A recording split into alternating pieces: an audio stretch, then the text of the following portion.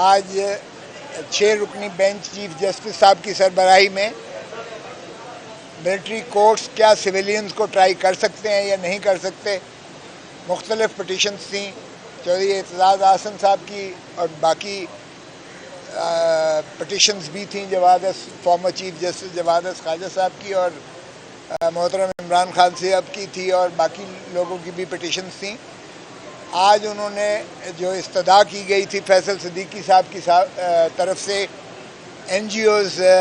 کے جو وکیل ہیں کہ فل کورٹ بٹھائی جائے۔ کل تمام فریقین کی بحث تمیز سننے کے بعد آج فیصلہ کے لیے 12 بجے رکھا تھا، چنانچہ 12 بجے آج انہوں نے وہ این جی اوز کی جانب سے جو فیصل صدیقی صاحب کی کل درخواست پر بحث ہوئی تھی، آج اس کے فیصلہ سنانے سے پہلے انہوں نے فل کورٹ نے اٹارنی جنرل فار پاکستان کو سنا دوبارہ، اور ان کو سننے کے بعد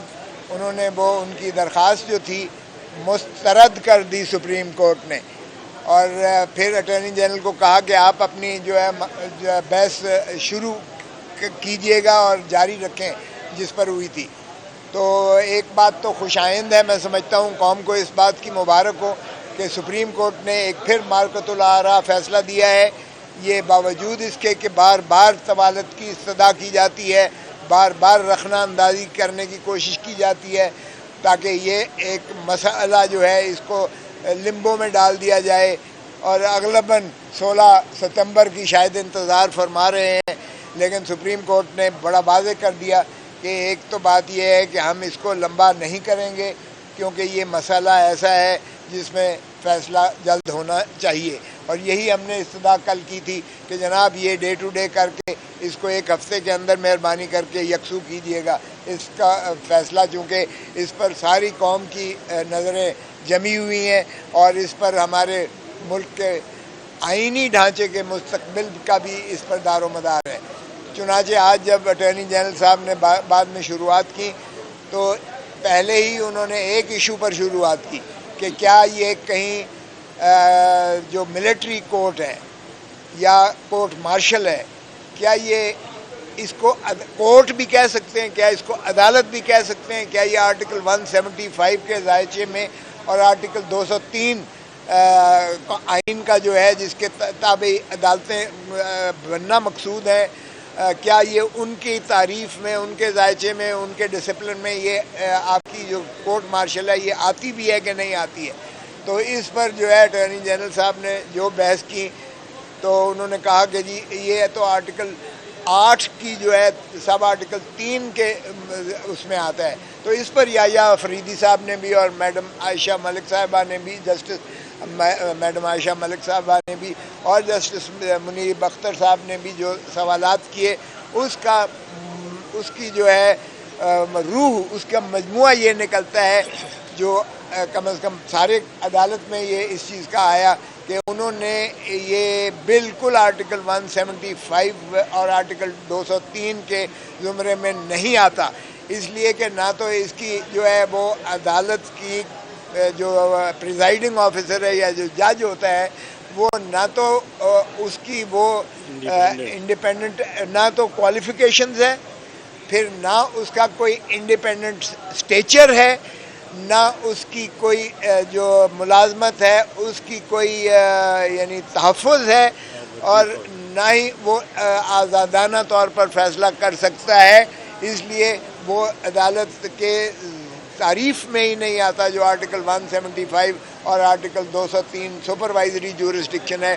یہ نہ عدالت عالیہ میں اس کی کوئی اپیل ہے، نہ عدالت عظمیٰ میں اس کا کوئی آگے پٹیشن ہوتی ہے، سو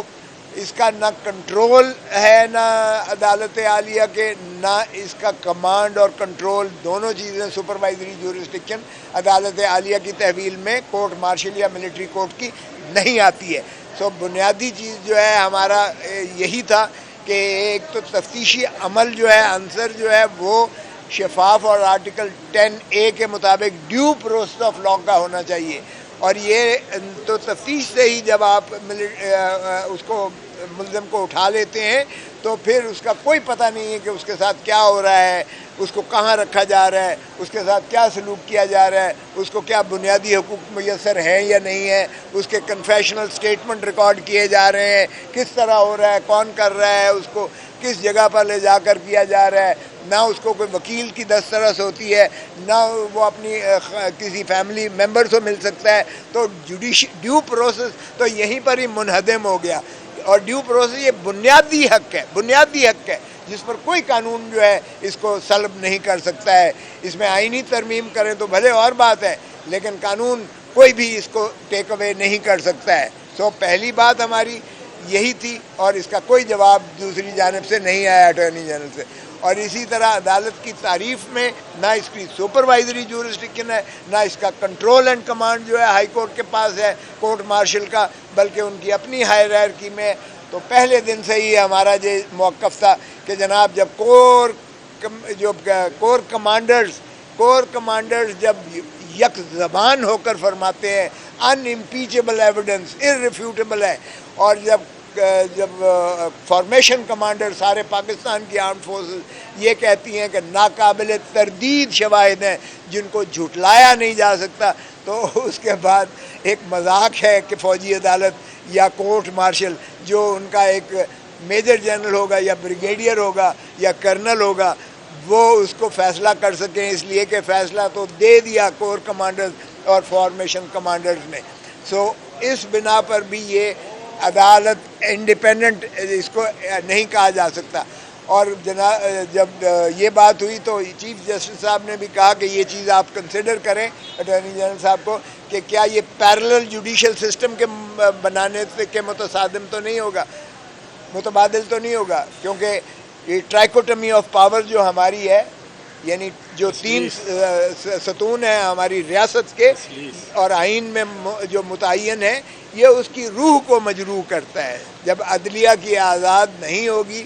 انصاف جو ہے عدلیہ یعنی انڈیپینڈنٹ جوڈیشری یا انڈیپینڈنٹ کورٹ یا انڈیپینڈنٹ جو ہے کورٹ مارشل یا انڈیپینڈنٹ جو ہے ملٹری کورٹ نہیں فراہم کرے گی، تو ظاہر ہے یہ ٹرائکوٹمی آف پاور کے اور ڈھانچے کو، روح کو آئین کی مجروح کرے گا. سو آج جو ہے اٹارنی جنرل صاحب نے پھر دوبارہ کہنے کی کوشش کی کہ جناب میں ایڈجوٹنٹ جنرل جو سب سے اوپر ہوتا ہے اس سے میں کوشش کر رہا ہوں کہ یہ جو ہے اپیل کی اس میں گنجائش کے بات پر اپیل ہائی کورٹ میں ہونی چاہیے اور پھر سپریم کورٹ میں اوپر پٹیشن آئے گی. تو یہ اس طرح سے ان کے کچھ ہماری جانب دیکھ کر ان کے کچھ تحفظات دور ہو جائیں گے. تو چیف جسٹس نے اور انہوں نے کہا کہ جی پہلے جو آرمی ایکٹ میں ترامیم ہوئی ہیں وہ ترامیم پہلے سے ہی جاری و ساری تھی، اس لیے میں اس میں شامل نہیں تھا اٹارنی جنرل سے. تو جسٹس مظاہر علی اکبر نقوی صاحب نے کہا کہ آپ پھر اس کا مطلب اسٹیٹمنٹ دے رہے ہیں، آپ تسلیم کر رہے ہیں کہ اٹارنی جنرل کو اس قانون سازی میں وہ اس کی مشاورت شامل نہیں ہے. تو انہوں نے کہا جی میں حقیقت بتا رہا ہوں، ایک فیکٹ بتا رہا ہوں. تو اس سے بھی عیاں ہو گیا کہ اس حکومت نے یہ جو قانون سازی کر رہی ہے اس میں جو پرنسپل لا آفیسر ہے ان کا اس کی شمولیت، شراکت یا اس کی مشاورت کو جو ہے وہ اس قابل نہیں سمجھا جائے گا، ان کو شامل کیا جائے. اور آپ نے دیکھا کہ جس طریقے سے اس ملک میں قانون سازی ہو رہی ہے. علمان بار کیف کل کے لیے اب انہوں نے رکھا ہے اور انشاءاللہ ڈے ٹو ڈے ہو کر ہمیں توقع ہے اور یقین ہے انشاءاللہ کہ اسی ہفتے میں انشاءاللہ فیصلہ آئے گا اور قوم جو ہے ایک خوشخبری اس کو میسر آئے گی. وزیر اعظم صاحب نے ایک اسٹیٹمنٹ بھی دی ہے کہ